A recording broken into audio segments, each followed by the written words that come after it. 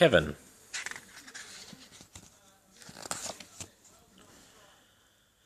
This is a story about Kevin, a little crane who helps Victor mend engines at the Sodor Steamworks. Clumsy Kevin had a lot to learn, but when Spencer ran into trouble, could Kevin come to his rescue?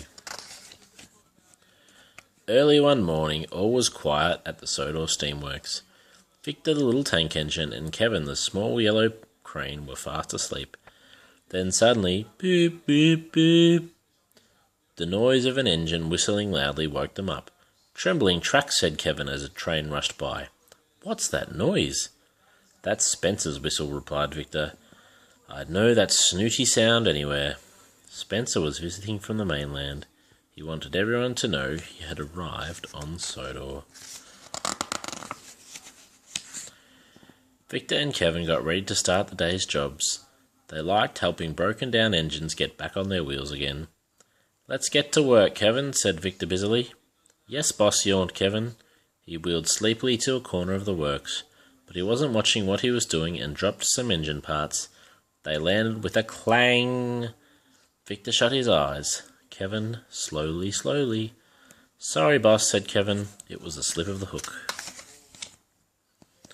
Meanwhile, Spencer had steamed to Tidmouth sheds. The engines were still dozing inside. "Poop, poop," whistled Spencer. "Wake up, lazybones. Why don't you get to work like me?" he went on rudely. "Poop, poop yourself," grumbled Gordon crossly. He was tired from pulling the big express. "You could do with a washdown," teased Spencer. "Look how shiny my silver paint is." This made Gordon even crosser. "You're too big for your buffers," Thomas puffed. Thomas's crew lit his fire and Thomas built up steam. He shuttered slowly out of the sheds. His first stop would be the Sodor Steamworks so that Victor could mend a crack in his funnel. Spencer steamed after him. "Let's have a race to see who's the faster." He said, "No thanks, Spencer," said Thomas. He knew he had to get his funnel fixed so that he could be a really useful engine again. "Scaredy engine," sneered Spencer. At the works, Kevin was still making mistakes. "Those hooks can be slippy," said Victor kindly. "Keep going, Kevin." Just then, Thomas puffed in with Spencer. Kevin was so excited to see them that he wheeled straight into a heap of scrap iron. Clang, crash. "Hello, Spencer," smiled Kevin. "Do you need a helping hook?" "No, I do not. Big engines like me never break down," Spencer sneered. Kevin wanted to show how strong he was, but he hooked too much at once. The load was so heavy, it slipped from Kevin's hook and landed right in front of Spencer. Clang, crash, bang. "You clumsy crane, stop that din," shouted Spencer, as loudly as he could. "Haven't you got a job to do, Spencer?" said Victor, when the noise had stopped. "You're taking up a lot of track." Spencer was shocked. He slid out of the works without saying a word. "No one speaks to me like that," he thought to himself. Spencer puffed away. There was Gordon pulling the express. "Poop, poop." "Hello, Spencer," whistled Gordon. "How do you like my express train?" But when Spencer tried to call back, no sound would come out of his whistle. Spencer had lost his voice. He slid away as fast as his wheels would carry him. "He's dreadfully rude," Gordon grumbled to his driver.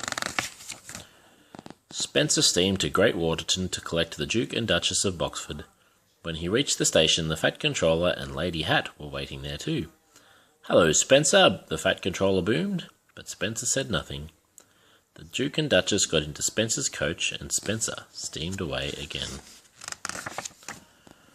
That night, when Spencer puffed into the sheds, Gordon was telling the other engines how rude Spencer had been that day. "He needs to learn some manners," said James. But Spencer still said nothing.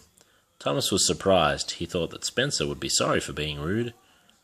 Spencer went to sleep, feeling very worried. The next morning, Spencer was still worried. His funnel felt funny and he still couldn't speak. He knew that he couldn't go to the steamworks to be mended because he had been unkind to Kevin. He set off to collect the Duke and Duchess. He had to take them to the docks in time for their ferry.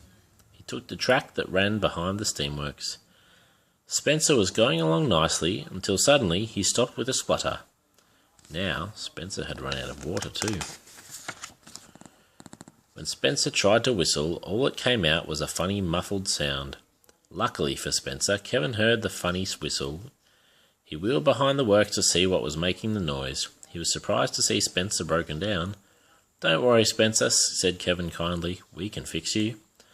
Spencer had never been more pleased to see Kevin. He smiled at the little crane. Kevin gave Spencer a nice long drink of water while Victor mended Spencer's whistle. Then Kevin finished his jobs carefully. He tidied the trucks and moved metal without a single clang. Soon Spencer felt much better. "Thank you," he said to Kevin and Victor. "I'm sorry I was rude." He collected the Duke and Duchess and arrived at the docks just in time for the ferry. Kevin and Spencer are now great friends. Spencer always visits Kevin whenever he comes to Sodor, and he never shouts. The end.